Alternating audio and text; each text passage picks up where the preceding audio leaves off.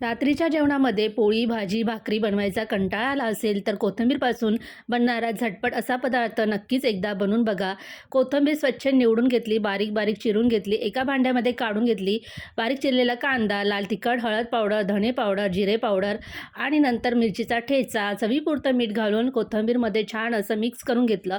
नंतर 1 वाटी ज्वारीचं पीठ आणि 1 वाटी बाजरीचं पीठ, बेसन पीठ, रवा घालून, पाणी घालून याला छान असं मिक्स करून घेतलं. सोबतच ओवा घालून घेतला आणि छान असं बॅटर तयार करून घेतलं.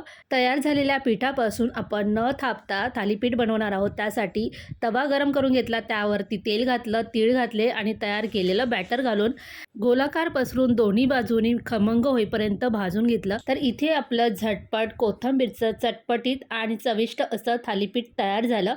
असं थालीपीठ तुम्ही कधी बनवलं नसेल तर जरूर एकदा बनवून बघा आणि खाऊन बघा. आवडलं तर लाईक करा, कमेंट करा.